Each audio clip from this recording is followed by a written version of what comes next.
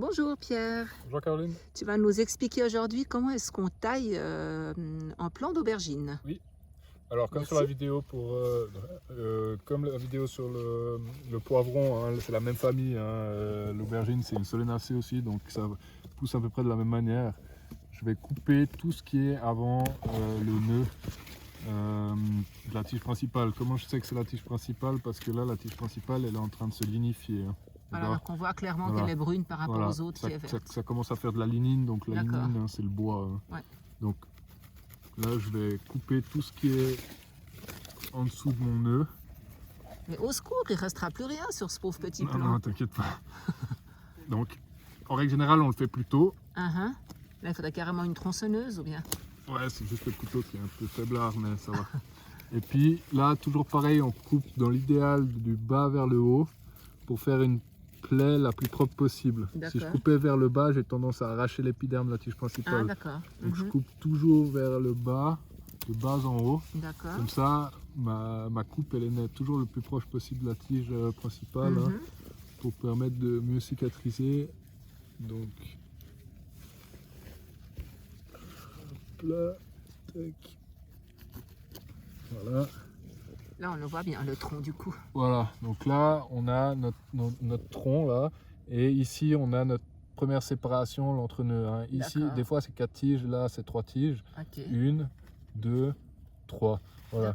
Donc là, ça, c'est notre plan à quoi il va ressembler. Pourquoi aussi c'est important d'enlever tout ça en bas? Parce que ça touche plus le sol. Tout ce qui touche le sol, surtout en plein champ, où il n'y a pas de protection du sol avec un paillage plastique ou un autre paillage, le sol, c'est les champignons, surtout en été où il y a beaucoup de pluie, etc. Donc tout ce qui a tendance à toucher le sol ou qui est proche du sol, quand il pleut, il y a une partie de la terre qui rebondit avec l'eau qui va sur les feuilles. Ça va amener de la maladie, des champignons. Donc voilà. D'accord. Là, tu enlèves les feuilles qui sont un peu voilà, moins jolies. celles qui sont proches. D'accord. Celles qui sont proches de la terre ou qui reçoivent de la terre quand il pleut. Tu les enlèves. On a le début là. Ça, on a du début de champignons parce qu'on a de la terre sur les feuilles. D'accord. Voilà. Maintenant, ça, tuteur, il faut un tuteur beaucoup plus costaud. Oui. Parce que les aubergines, ça peut vite faire 400 grammes. D'accord. Et là, on a 1, 2, 3, 4, 5, 6, 7, 8 fleurs. 9 fleurs, 10 fleurs. Donc ça va vite, ça fait vite du poids. Donc on peut espérer par plant d'aubergine d'avoir comme ça une dizaine d'aubergines? Ouais, en moyenne c'est une dizaine, voire une quinzaine. Exactement. Donc on va le tutorer qu'il soit le plus droit possible. Parce qu'il va pencher avec le poids. Donc plus il est droit, moins il risque de finir au sol. Et puis il faut des tuteurs plus solides. Il faut que ce soit épais, en tout cas comme mon index là. D'accord. Dans l'idéal, il faut tutorer les 3 tiges pour être sûr qu'elles ne cassent pas, mais au minimum celle du centre. En règle générale, on enlève la première fleur. Parce que je vais stresser la plante en enlevant la première fleur. Et elle va en faire plus. D'accord? Donc ça, c'est l'idée. Normalement, on enlève la première fleur. Ça permet aussi de calibrer un peu mieux les plants. D'accord.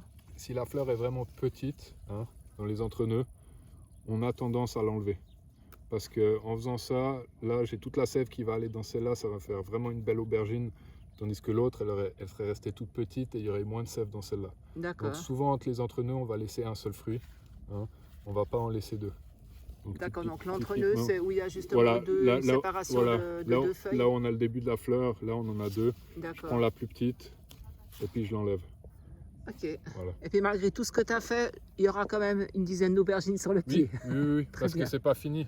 Parce que la plante, elle va continuer à pousser. Ici, on a le méristème apical. Là, on a le méristème apical. Ça, c'est des nouvelles feuilles. D'accord. Ça, c'est des nouvelles feuilles. Elle va encore grandir, l'aubergine. Elle va encore grandir, d'accord. Très bien.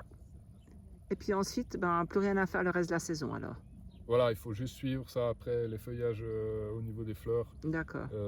Et puis suivre les 3 tiges. Quand on voit qu'on a un axillaire qui se développe ici sur la tige, là, celui-là, il ne sert à rien. On va l'enlever. D'accord. Parce qu'on ne veut pas que la sève aille là-dedans, ça va faire des petites feuilles qui vont de toute façon pas recevoir de lumière à cause des grosses ici. On préfère que la sève parte en direction des fruits. Et puis des feuilles les plus développées, celles qui ont accès total à la lumière.